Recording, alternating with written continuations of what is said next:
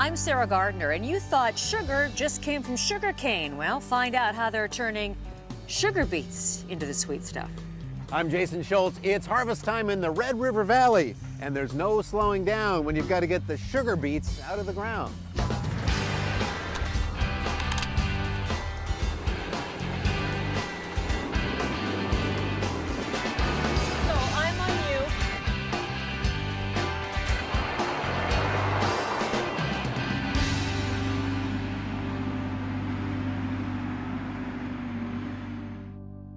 You can see it in the eyes of every woman and man in America's heartland, living close to the land. There's a love for the country and a pride in the brand. In America's heartland, living close to the land.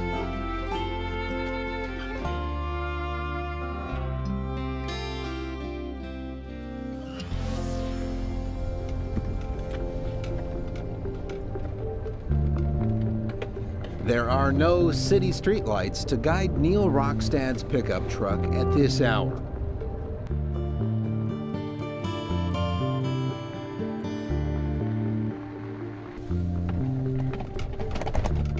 It's just him, his dog, and the eerie quiet of rural Minnesota at 1 a.m.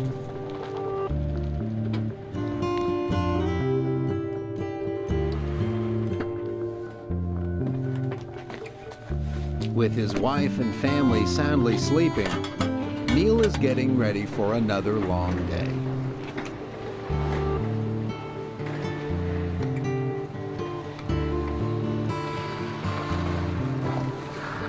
There's oil to be checked in the engine and air pressure to check in the tires. It's sugar beet harvest season in an area called the Red River Valley. And that means very little rest for farmers and the drivers who haul tons of beets. The Red River Valley is one of a handful of sugar beet growing areas in the U.S. It's a large swath of land that runs from western Minnesota to eastern North Dakota. In the field and at sugar processing factories across the area, it means moving non-stop until the beets are out of the ground and being turned into sweet sugar.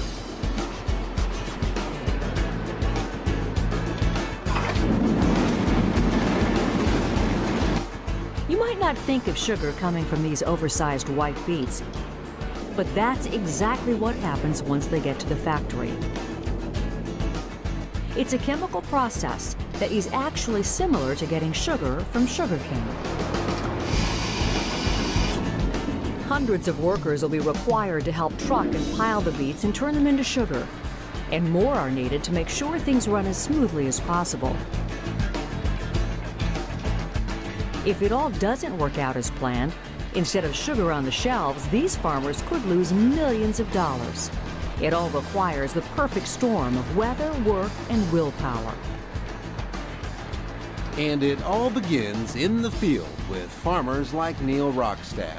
Outside of the lights of your rig here, it's just pitch black. There's just nothing out there. Pitch black except for the stars, and if the moon should happen to come up, although I think the moon is coming up after the sun today. How do you stay awake out here at this hour? Drink lots of coffee, listen to the radio, and take a few naps when nobody's looking. Neil carefully follows the rows of sugar beets while driving his tractor. The leafy tops of the sugar beet plants are mowed off before Neil comes along with his digger. The top of the beet is sliced off so it's ready to be easily popped out of the ground. The digger that he's pulling must be lined up just right to pull the beets out of the ground. And you could say plucking the beets out of the ground. They lift them onto the grab rolls. The purpose of the grab rolls is to clean the mud, separate the mud from the beets, or the dirt from the beets, and then to convey the beets to the back of the harvester. From there, they They fall into the Ferris wheel. They make a big trip up to the top of the Ferris wheel. Get dropped onto an elevator chain and conveyed out to the truck. Neil is a third-generation sugar beet farmer, following in the steps of his grandfather and uncle. He grows beets for American Crystal Sugar. The company is actually a cooperative of 2,800 growers who raise more than 400,000 acres of sugar beets. That's more than 10 million tons. So the sun's not even going to be up for a few hours, and yet you've been out here already pulling these things out of the ground. Right. We harvest sugar beets 24 hours a day. And you got to get them out of the ground, right? That's the deal. Yep, night or day, we keep rolling as long as the weather cooperates with us, lets us do it. And this is a beet. Yep, this is a sugar beet. This is a sugar beet, an average size sugar beet that you'd find in any grower's field at harvest time. Some are quite a bit larger, some are smaller, but. And it's pretty heavy. I mean, there's a lot of mass to this sure thing. there is, yep. And it's loaded with sugar, essentially. You get the sugar out of this thing in the chemical process. Yep, once it goes into the factory, it goes in like this and comes out the other end as pure granulated sugar, just like you have on your kitchen table. Fortunately, we've had a few days of drier weather, and the field conditions are pretty nice right where I'm at. Some people aren't so fortunate right now. But when it's muddy, our harvester is in the dirt. It's a root crop, and it's really a pain to harvest the beets. We get it done, but it's a nuisance and it's kind of a mess. And while nice warm weather would seem ideal for any harvest, for sugar beets it actually can create problems. While it's cool in these overnight hours, a string of warm sunny days has actually warmed up the internal temperature of the beets. We'll explain why that's a problem in a minute, but for farmers like Neil it means stopping down the harvest. Because there are hundreds of thousands of beets being harvested in a small time, to have an orderly process, farmers like Neil are assigned harvesting shifts. Neil started at 2 a.m. and will continue until 2 p.m. unless he gets a weather shutdown order from the sugar cooperative. If they're going to shut down at a certain hour, we all get a text message on our telephone. We all know at exactly the same time. And for the past few days, Neil and the other farmers have been stopping down at noon and not starting up until it cools off at midnight. It can be frustrating. Here you might have a beautiful day, the sun is shining, and maybe there's rain in the forecast 2 days from now, but you have to shut down because the beet temperature is too warm.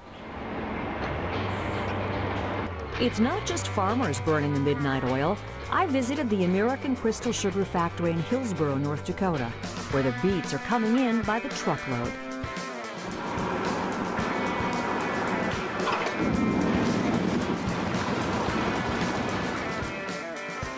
And the bags of sugar are coming out. Randy Axman is the plant manager. This facility is one of 6 American Crystal Sugar factories.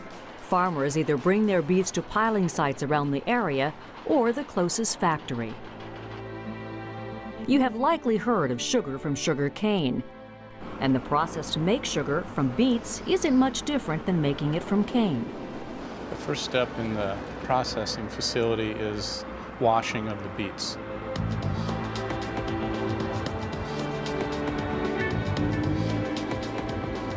The beets are sliced into French fry-sized pieces, and then they get soaked in hot water to get the sugar inside.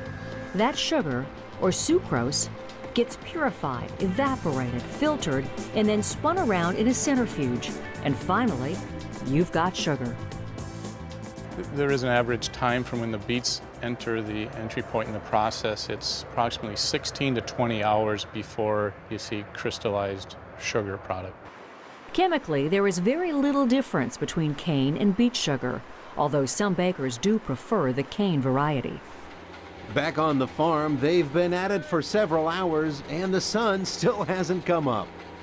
By now, his coffee is as cold as the air outside, but Adam Mund has to stay sharp.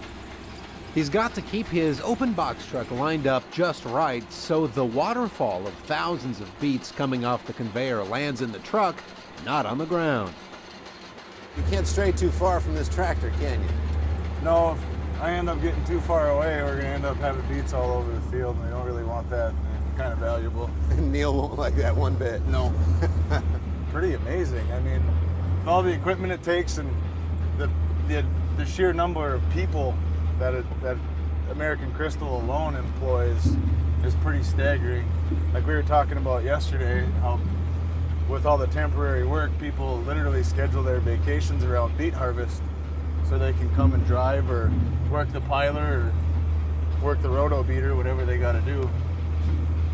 So, but I definitely enjoy it. The shift's kind of rough, 2 a.m. to 2 p.m. That is not a good shift. No, but one of my coworkers kind of made a good point on the first day that by the time you're starting to get pretty run down and tired, the sun is coming up.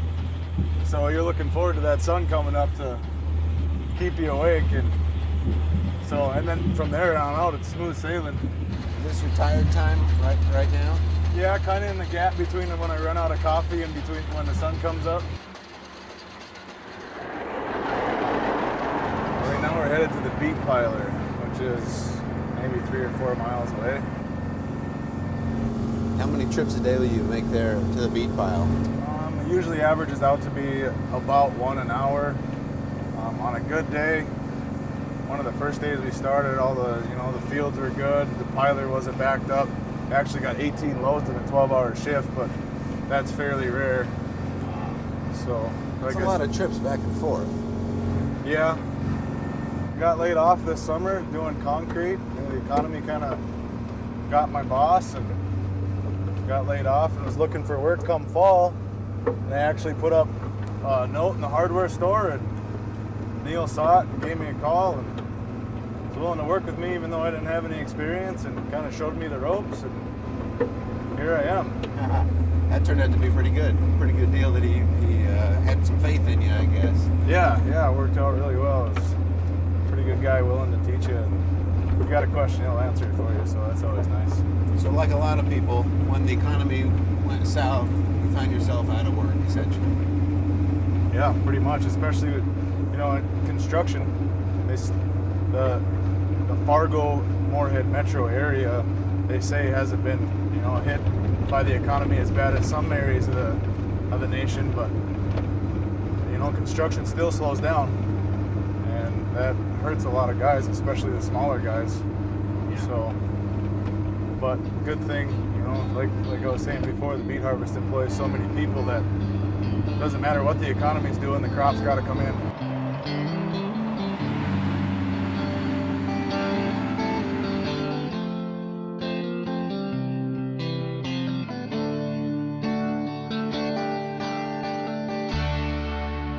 As the sun rises, the rest of the folks here start showing signs of life. Neil Rockstad's wife, Elizabeth, is on her way to her job teaching at the local high school.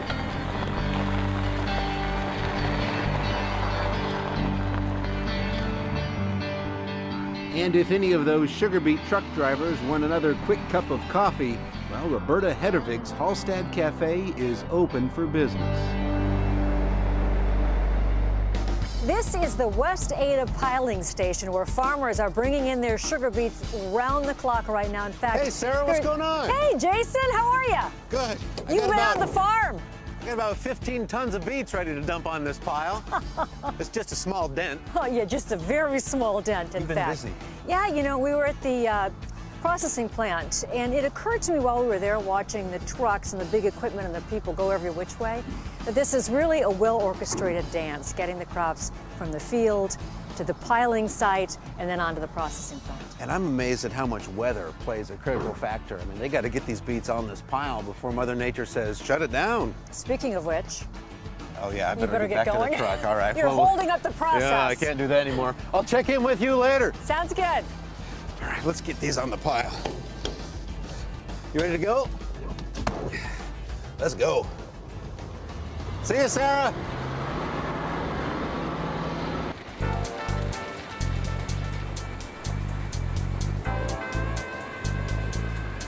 There are millions of beets stacked 4 stories high. It's truly a mountain of beets. these are massive piles of beets. How many tons of beets are in these piles?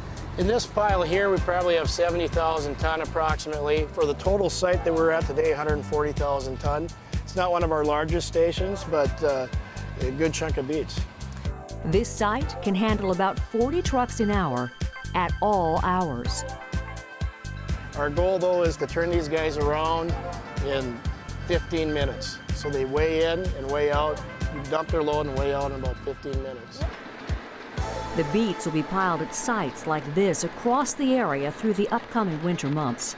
The cool temperatures keep the beets from rotting. But if the beets go into the pile too warm or too cold, it could slowly cause them to decay. And with the beet piles here worth about $10 million each, that's not something anybody wants. It could mean a giant section of the beets is unusable for sugar. So checking the beet temperature is critical. So we have a window basically of about 28 degrees where the roots will start to freeze up to about 65 degrees. We have to operate within that window. Anything outside that window, we'll have to shut down. And today the temperature is getting too close to that 65-degree danger zone. So another heat shutdown could be in the works. And with warm weather in the forecast for the next few days, it could be extended. That wouldn't be good news for farmers itching to get their crop out of the ground. The longer they wait, the more chance that rain, cold, or even snow could cause problems. Now during the day, it's supposed to be warm today. We'll actually probe the beets with the thermometer and watch the temps as they come in. When we see them start to climb, we can shut down harvest then. The shutdown information is so important that the local radio station has a daily sugar beet report. And today, the call has to be made. We have the latest from American Crystal Sugar Company of Hillsboro. Industry-wide, the shutdown will be at noon today because of heat. And shutting down the pile again isn't just bad news for farmers. About 13,000 people are needed to help bring in the harvest. Drivers and workers at the piling sites all feel the impact. Workers like Gerald Maxwell. He and his brother are retired, but drive up from Florida in their RVs each year to help out with the beet harvest. They got a campgrounds over here in Hillsboro, very nice, full hookups. They pay the campgrounds for us, so we don't have to be responsible for that. And we get my brother here and a couple other friends from in camper clubs are together, so we kind of, if we're not working, we're kind of enjoying each other. We're going out to supper and having a barbecue and whatever, you know, when we're not working. Like today, we get off early today, so we'll probably have a steak fry when we get home tonight. Am I invited? Yeah, come. I want to come for dinner. Okay. And Gerald isn't the only one on a working vacation. The harvest requires such a large workforce that hundreds of temporary workers will come from across the country to help out. Okay, so you're going to come back for more next year? Well, I'm sure we will. My brother Will and I will come back, yeah.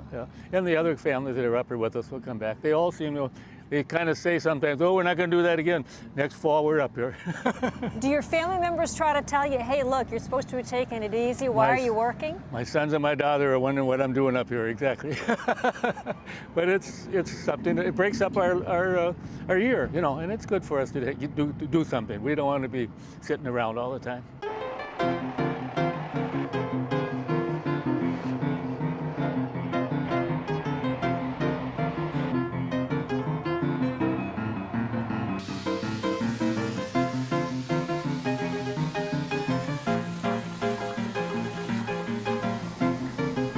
Back at the Halstead Cafe, the lunch rush is on, such as it is in this town of just over 500.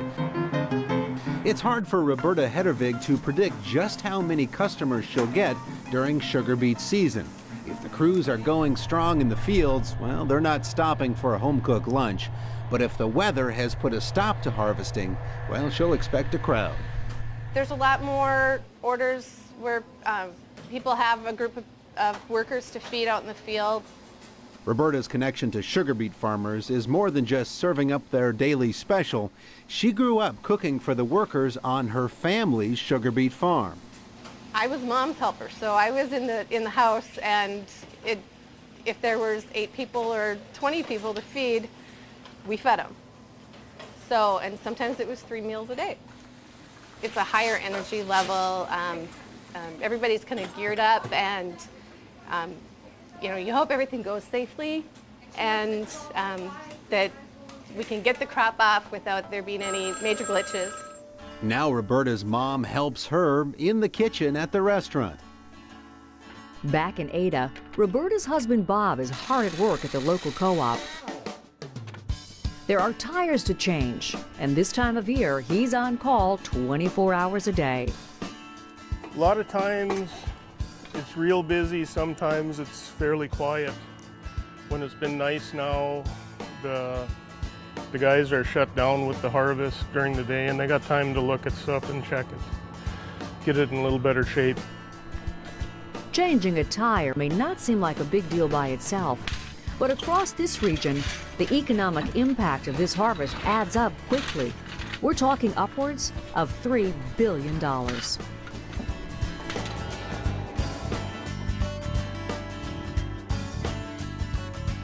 You're a busy guy this time of year. Yeah, I am. I'm on call 24/7.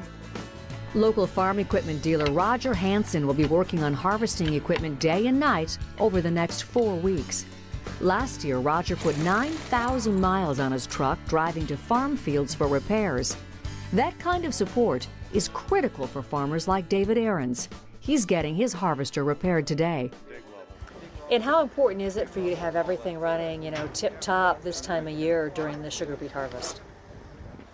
Very important. Because if you lose a piece of equipment, what would it do to you?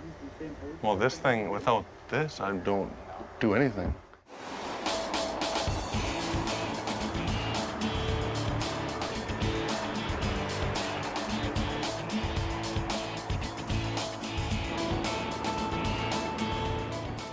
Or D, a color made by mixing 3 colors. The afternoon bell is about to ring at the high school in the nearby town of Ulen. And Elizabeth Rockstad, known as Mrs. Rockstad around here, is winding down her day. Okay, that's it. You guys can head out.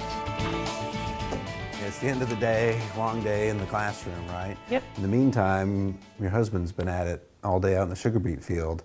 You guys are busy. Yeah, well, that's part of the farming life, I guess, is it's go, go, go all the time. But certain times of the year, busier than the others. And this is the busy time. This is as busy as it gets usually. I imagine a lot of the kids in your class, same thing, right? Their parents are probably doing the same thing. Yeah, this whole area is big sugar area, big agriculture area. And so yeah, they're either combining soybeans right now or lifting beets, and some are doing both, Back on the Rockstad's farm in Ada, Neil's father is almost finished harvesting a swath of soybeans. That heat shutdown gives Neil an opportunity to check in on other farm business. No. From the small towns to the rural countryside, October is sugar beet season in the Red River Valley. And this year, families like the Rockstads look forward to a record harvest. Neil knows that he doesn't have long to linger over lemonade on this warm afternoon. What time did you shut In less than 12 hours, he'll be back at it on the tractor, guided by the moonlight, harvesting sweet beets.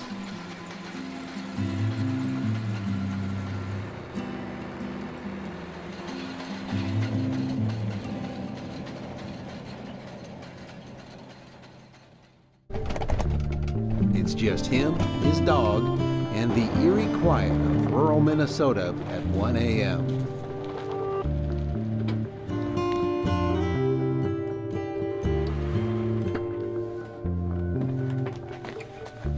With his wife and family soundly sleeping, Neil is getting ready for another long day.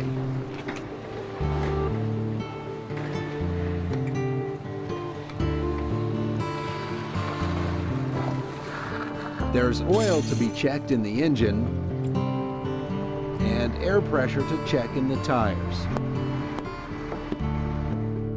It's sugar beet harvest season in an area called the Red River Valley. And that means very little rest for farmers and the drivers.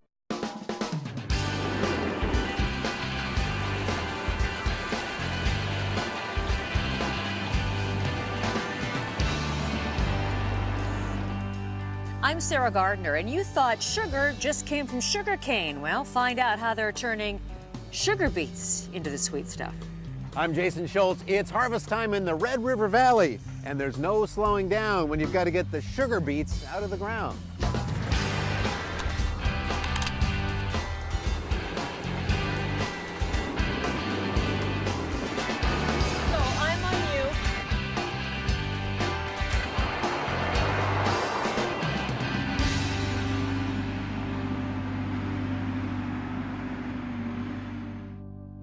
You can see it in the eyes of every woman and man in America's heartland, living close to the land. There's a love for the country and a pride in the brand in America's heartland, living close to the land.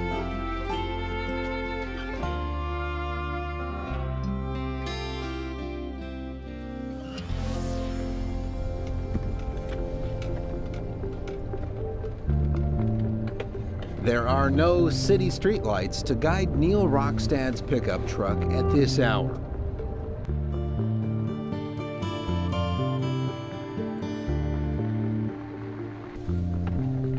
Drivers who haul tons of beets.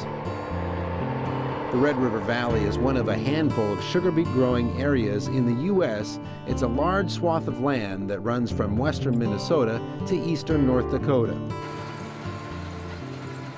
In the field and at sugar processing factories across the area, it means moving non-stop until the beets are out of the ground and being turned into sweet sugar.